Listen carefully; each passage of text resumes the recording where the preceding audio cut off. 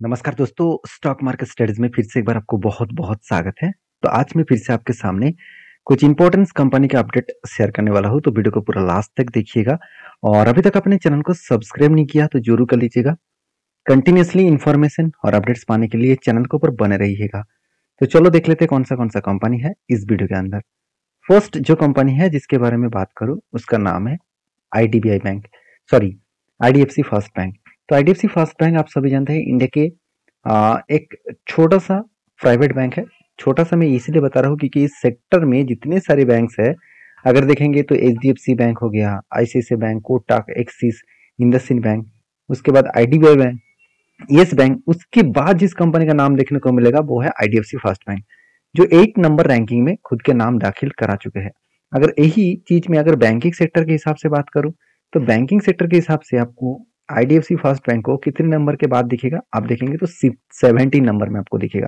मतलब टोटल जितने सारे बैंक है, चाहे वो प्राइवेट बैंक हो चाहे गवर्नमेंट बैंक हो, सबको सबको कुल मिलाकर जो रैंकिंग है 17 नंबर में कंपनी का नाम आपको देखने को मिलेगा। तो आज इस बैंक के बारे में चर्चा करूंगा क्योंकि सबसे पहले इस बैंक ने किस तरीके से परफॉर्मेंस का वो मैं आपको दिखाने वाला हूँ। अगर मैं इस डेटा को मैं आपके साथ शेयर करूँ तो देखिए एक टाइम कंपनी का जो नेट प्रॉफिट जो क्वार्टरली जो रिजल्ट था, quarter quarter basis and year of year basis आप देखेंगे तो सबसे पहले मैं ईयर ऑफ ईयर बेसिस के बारे में बात करूँ तो पिछले सालों में जो कंपनी का रिजल्ट था वो सितंबर 2023 और दिसंबर आपको देखने को मिलेगा 2023। यहाँ पे जो डेटा है वहाँ पे कुछ परसेंटेज वाइज थोड़ा सा कम होता देखने को मिले। अगर यही चीज मैं क्वार्टर क्वार्टर बेसिस दिखा दूं तो आप देखेंगे तो कंपनी की जो सेल्स है यहाँ पे किस तरीके से चेंजेस हो रहा है आप यहाँ पे देख सकते हैं। अभी देखिए कंपनी की जो टोटल जो सेल्स है वो सितंबर क्वार्टर में कितना था, 747 करोड़ के आसपास, और वही डेटा आपको दिसंबर में कितना देखा, 732। मतलब 743 से 732, मतलब थोड़ा सा कंपनी का सेल्स मतलब प्रॉफिट में थोड़ा सा कमियां देखने को मिला। अगर यही चीज आपको मैं यहाँ पे क्वार्टर बेसिस दिखा दूं तो आप देख सकते हैं यहाँ पे भी ग्रोथ किस तरीके से हो रहा है वो आपको एक डायग्राम के माध्यम से देखने को मिला। अभी कंपनी के ऊपर सब सारे पॉइंट्स मोटा मोटी देखा जाए तो ठीक ठाक ही है। इतने बड़े कंपनी नहीं है, फिर भी कंपनी अच्छा खासा एक बेस्ट तरीके से परफॉर्मेंस यहाँ पे मेंटेन्स कर रहा है। यही कंपनी के लिए खासियत एंड पॉजिटिव पॉइंट्स है। अभी देखिए कंपनी के जो क्वार्टरली रिजल्ट है उसके बाद आपको कंपनी का बैलेंस शीट देखेंगे तो कंपनी के जो बोरिंग्स है वो लगातार क्या हुआ, बढ़ता हुआ देखने को मिले। तो कंपनी की जो बोरिंग्स है तो कंपनी का आदर्श बोरिंग जो है वो 40,000 करोड़ से कंपनी का बोरिंग्स बढ़ के हो चुके 2 लाख करोड़। मतलब एक अलग लेवल का कंपनी का बोरिंग्स देखने को मिले। अभी कंपनी के जो आदर्श जो लाइबिलिटीज है वो देखेंगे तो कंपनी के 7,000 करोड़ से 12,300 करोड़ तक देखने को मिले। यहाँ पे बेस्ट तरीके से कंपनी का परफॉर्मेंस आपको देखने को मिला है। तो कंपनी का लाइबिलिटी भी बढ़ा, कंपनी के बोरिंग्स भी बढ़ा, उसके साथ साथ कंपनी का रिजर्व भी बढ़ा। मतलब रिजर्व भी यहाँ पे ग्रोथ हुए, उसके साथ साथ कंपनी का बोरिंग्स भी बढ़ता हुआ देखने को मिले, और उसके साथ साथ कंपनी का लाइबिलिटी भी बढ़ता हुआ देखने को मिले। तो सारे चीज आपको एक शानदार तरीके से देखने को मिले। अभी कंपनी के ऊपर CWIP मतलब खुद के बिजनेस के ऊपर इन्वेस्टमेंट कितना है, 219 करोड़ के आसपास। इसका मतलब बेस्ट तरीके से एक इन्वेस्टमेंट यहाँ पे देखने को मिला। तो इस सारे पॉइंट्स को एक साथ कैलकुलेट करके मैं आपको चार्ट पैटर्न्स के बारे में चर्चा करूं तो सबसे पहले आप देखेंगे तो कुछ इस तरीके से कंपनी के एंटी बना, कुछ इस तरीके से कप बना, उसके बाद एक हैंडल पैटर्न क्रिएट हुआ। तो कप विद हैंडल पैटर्न बनने के बाद फाइनली यहाँ पे क्या हुआ, फाइनली यहाँ पे ब्रेकआउट हुआ, और ब्रेकआउट होने के बाद यहाँ पे देखिए कंपनी रिटेस्ट की इस जगह पे, और उसके बाद देखिए धीरे धीरे करके वो ऊपर जा रहा है। और मेरा जो टारगेट है वो थोड़ा सा बड़ा टारगेट में लेकर चल रहा हूँ। अराउंड जो मेरा टारगेट निकल कर है करीबन करीबन 119 के आसपास, और मेरा जो एंट्री लेवल था वो 80 रुपीज के आसपास। तो कुल मिलाकर अगर टारगेट तक देखो तो 74% के आसपास टारगेट मिलने का चांसेस है। तो कहने का मतलब ये है कि कंपनी का टारगेट का कल ही मिलेगा, ऐसे बिल्कुल नहीं।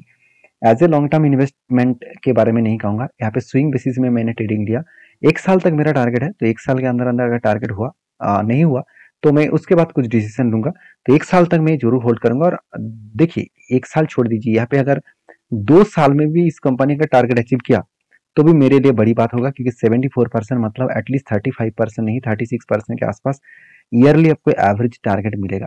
तो मैं इस बेसिस में टेल लिया हूँ। बाकी आपके क्या ओपिनियन है जरूर मुझे कमेंट्स करके बताना। तो नेक्स्ट जो कंपनी उसका नाम है वोडाफोन आइडिया। देखिए वोडाफोन आइडिया के ऊपर बहुत सारे लोगों का कंफ्यूजन है, तो उसके बारे में मैं क्लियर कट करना चाहता हूँ क्योंकि वोडाफोन आइडिया के ऊपर 2 जगह पे एंट्री मिला था, दोनों में ही टारगेट मिला।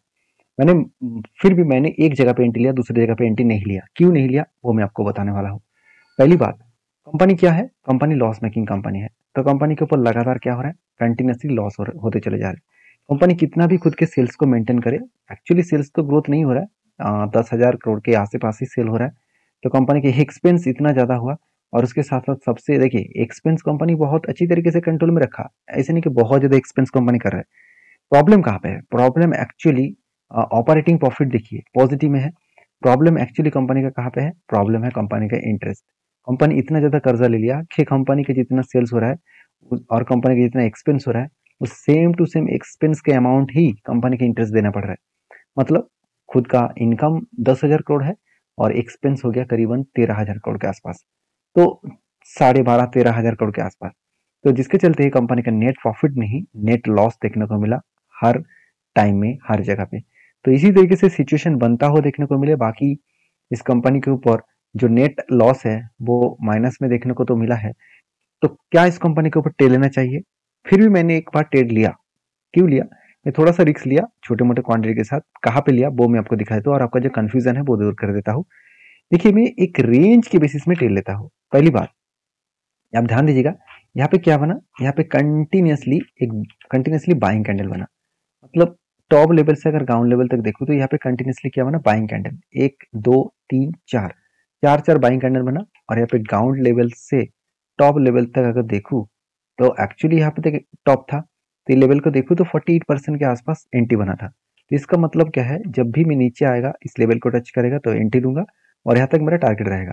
तो देखिए एंट्री तो बना, उसके बाद कितने दिनों में टारगेट दिया आप ध्यान से देखेंगे तो बहुत टाइम लग गया।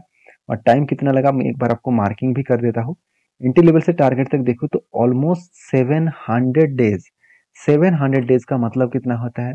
एक बार आप कैलकुलेट करके देख लीजिए। 700 डेज डिवाइडेड बाय 365, मतलब ऑलमोस्ट 1 ईयर 9 मंथ के आसपास। तो 1 ईयर 9 मंथ के आसपास कंपनी ने टारगेट कितना दिया? 48%। अगर 48% को मैं 2 साल के हिसाब से एवरेज के हिसाब से देखूँ तो अराउंड 24% के आसपास एवरेज रिटर्न मिला। अच्छी बात है। मगर यहाँ पे प्रॉब्लम क्या है? मैंने इस एंटी को एंटी के हिसाब से नहीं लिया था। क्यों? क्योंकि ये जो एंटी बना था उस टाइम कंपनी लॉस मेकिंग था, पहली बात। दूसरी बात, कंपनी 200 डेज ईएमए के ऊपर एंटी बना था, तो इसीलिए मैंने एंटी नहीं लिया। और मैंने कहाँ पे एंट्री लिया? देखिए नेक्स्ट टाइम यहाँ पे एक कैंडल बना और वो भी एक बाइंग रेंज बना, और वो भी कितना? 32%। और कहाँ पे बना? 200 डेज ईएमए के नीचे बना, मतलब 200 डेज जो मूविंग एवरेज है तो उसके नीचे बना, तो इसलिए मैंने एंट्री लिया। तो एंट्री यहाँ पे है, देखिए मैंने मार्किंग भी करके रखा था और धीरे धीरे करके टारगेट को भी अचीव किया। कितने दिन में अचीव किया? एंट्री लेवल से अगर टारगेट तक देखूँ तो ऑलमोस्ट इसका टारगेट अचीव हुआ करीबन 34% के आसपास। तो एक अलग लेवल का यहाँ पे टारगेट अचीव हुआ है। तो मुझे लग रहा है एक बेस्ट तरीके से सिचुएशन बनता हो देखने को मिले। बाकी इस कंपनी के ऊपर अभी फिलहाल के लिए मेरा कोई ट्रेड नहीं है, क्योंकि फिर से यहाँ पे मुझे लग रहा है एक ट्रेड बना है। क्योंकि इस रेंज को मैं फिर से मार्किंग कर लूँ तो यहाँ पे भी देखिए 30-40% के आसपास एंट्री मिला है। तो मैं एंट्री नहीं लूंगा, क्योंकि एंट्री अगर ले भी लेता तो देखिए यहाँ पे एंट्री के आसपास से टारगेट तक चला गया था। तो एंट्री नहीं लूंगा क्योंकि 200 डेज ईएमए के ऊपर है। तो इसलिए बार बार बोलता हूँ, जो कंफ्यूजन था आपका, जो क्वेश्चन था, आशा करता हूँ आपको क्लियर कट हो चुके हैं। तो लॉस मेकिंग कंपनी के ऊपर आपको ट्रेड नहीं लेना है, पहली बात। दूसरी बात, अगर कंपनी निफ्टी 50 का कंपनी नहीं है, एक large cap blue chip type company नहीं है, तो उस कंपनी के ऊपर कभी भी 200 डेज के ऊपर कोई भी ट्रेड बन रहा है तो उसको ट्रेड इस पैटर्न्स को, जो पैटर्न्स मैंने आपके साथ शेयर किया, जो पैटर्न को मैं खुद फॉलो करके चलता हूँ, उस पैटर्न्स में काम नहीं करना। तो बाकी हर किसी का अलग अलग ओपिनियन है। आप बैक टेस्टिंग करिए तो आपको पता चलेगा कि क्यों मैं बात बोल रहा हूँ इस तरीके से पैटर्न्स को एंट्री नहीं लेने का। क्योंकि यहाँ पे जो पैटर्न्स बनेगा ना, तो जो टारगेट बनेगा बहुत टाइम लग जाएगा। तो यहाँ पे आप खुद ही देख चुके हैं 1 ईयर और 9 मंथ लग चुके हैं टारगेट बनने में। तो आपके क्या ओपिनियन है जरूर मुझे कमेंट्स करना। नेक्स्ट जो कंपनी उसका नाम है तेजस नेटवर्क। तो तेजस नेटवर्क के ऊपर बहुत दिनों के बाद मैं वीडियो बना रहा हूँ, क्योंकि इसके ऊपर मेरा एंट्री है। ऑब्वियसली लॉसेस चल रहा है, कितना लॉसेस चल रहा है मैं दिखाऊंगा। उससे पहले देखिए, जो कंपनी एक टाइम प्रॉफिटेबल कंपनी था और प्रॉफिटेबल होने के कारण मैंने टेल लिया था, उसके बाद देखिए लगातार कंपनी लॉसेस तो किया। अभी लॉसेस करने के बाद भी कंपनी के ऊपर 2 पॉइंट्स मुझे बेस्ट लगा।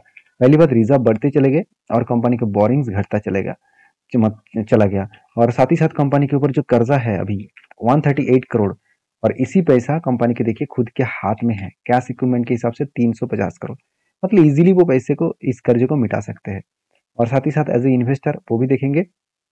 तो देखिए इन्वेस्टर, देखिए प्रोमोटर से लेकर एफआईडीएस पब्लिक, हर किसी व्यक्ति इस कंपनी के ऊपर कंटिन्यू कर रहा है। मान लेता हूँ इंस्टीट्यूशन ज्यादा नहीं है, फिर भी पब्लिक तो अच्छा खासा है, और इंस्टीट्यूशन के पास मतलब म्यूचुअल फंड के पास से कई गुना ज्यादा प्रोमोटर के पास होल्डिंग्स है। तो इसीलिए मैंने इस कंपनी के ऊपर एक टेड लिया था। वो टेड कुछ इस तरीके से बना था, आप ध्यान से देखेंगे तो यहाँ पे कफ विथ हैनेपेटेंस बना, और कफ विथ हैनेपेटेंस बनने के बाद यहाँ पे ब्रेकआउट हुआ, और ब्रेकआउट होने के बाद देखिए कंपनी धीरे धीरे करके ऊपर तो गया था, ब्रेकआउट कंफर्मेशन करने के लिए नीचे आया, जब नीचे आया तब मैंने एंट्री लिया, और ऊपर गया था और उसके बाद देखिए सस्टेन नहीं कर पाए, नीचे भी आ गया। नीचे आने के बाद देखिए यहाँ पे स्ट्रांगली इसका जो सपोर्ट था उसी सपोर्ट लेवल से वो रीबैक कर रहा है। अगर इस आप लेवल को ब्रेकआउट करे तो वो टारगेट के नजदीक जा सकते हैं। बाकी देखा जाएगा क्या होने वाला है। एक्चुअली मेरा एंट्री लेवल में ही है, मेरा नो प्रॉफिट नो लॉस में चल रहा है, और मैं ये जरूर इसके ऊपर कंटिन्यू करने वाला हूँ। आपकी क्या ओपिनियन है, आपकी क्या डिसीजन है, जरूर मुझे कमेंट्स करके बता सकते हैं। तो मिलते हैं नेक्स्ट वीडियो में, तब तक के लिए